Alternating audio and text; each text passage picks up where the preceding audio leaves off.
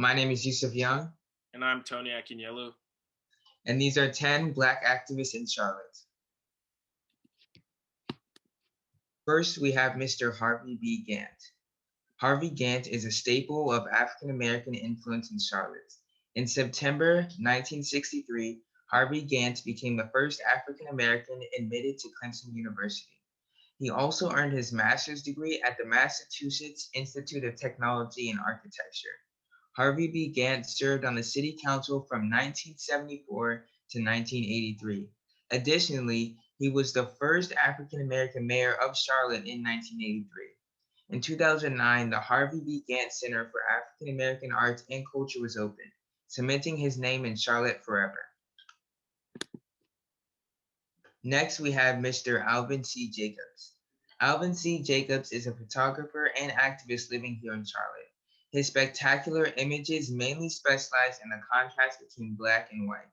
He was commended for his ability to capture people's emotions well in camera.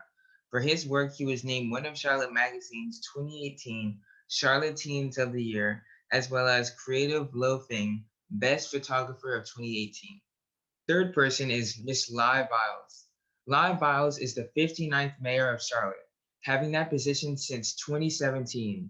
While she was running for mayor, she defeated the incumbent mayor, Miss Jennifer Roberts. She is also the first female African American mayor in Charlotte's history. Before she was mayor, she was elected to the Charlotte City Council in 2013. In late 2016, she put forward a 7-point plan to reduce race and class divisions in Charlotte. Next, we have Dorothy Count Scoggins. Dorothy Count Scoggins was among the first African American students to integrate North Carolina schools after the Pearsall Plan was passed. On September 4th, 1957, Dorothy and 3 other African American students would attend Harry Harding High School. On the students' first day of school, hundreds of students lined up outside the school protesting the integration of the school and trying to stop them from entering.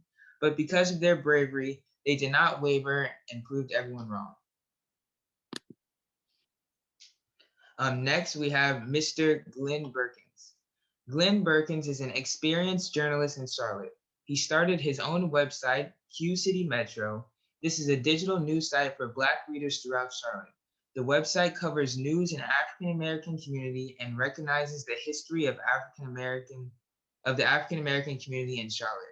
Over the years, Mr. Berkins has solidified himself as a trusted voice in the Charlotte media, as well as respected in the African American community.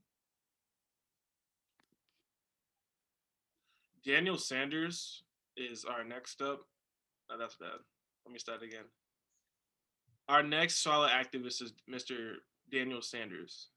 Johnson C. Smith University is praised for its prominent Black leadership, but it wasn't always like this in its earlier years. The college, also known as Biddle University, was led by white men. That changed in 1891 when Daniel Sanders, a former slave who became pastor and public school principal in Wilmington, arrived in Charlotte as the university's first Black president. He kept that role for 17 years until his death. Next is Frederick Douglass Alexander Sr., a businessman and civil rights activist. Frederick D. Alexander was elected Charlotte's first Black city councilman in the 20th century. Before his 1965 election, a Black person had not served on these since the 1890s. After winning re-election several times, he was elected to the North Carolina Senate in 1974 and served there until his death in 1980.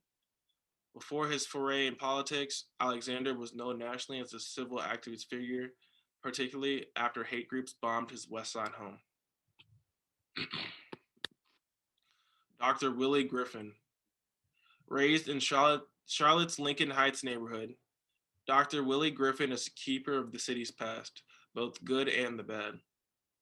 He formerly served as assistant professor of African American history at the Citadel in Charleston, South Carolina, and holds a doctorate in U.S. history from the University of North Carolina at Chapel Hill. A prolific civil rights scholar and educator, Dr. Griffin offers context that can enrich anyone's understanding of where Charlotte has been and where it could be headed next. Dr. Reginald Hawkins. Dr. Reginald Hawkins is an American civil rights leader and dentist from Charlotte. He ran for governor in North Carolina within the Democratic primary. He was the first Black person to run for governor in North Carolina since Reconstruction and the father of Charlotte's civil rights movement. He lost the race, but this campaign succeeded in demonstrating the potential for Black political power. From December 1967 to May 4th, 1968, Hawkins barnstormed the state, promoted a progressive political agenda, and inspired African Americans.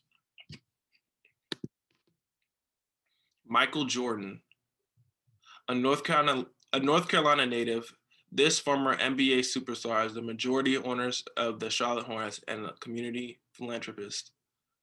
He used this platform more recently to vocally decry racial inequality, and he's backed that talk with his action by pledging over $100 million over the next decade to organizations promoting social justice.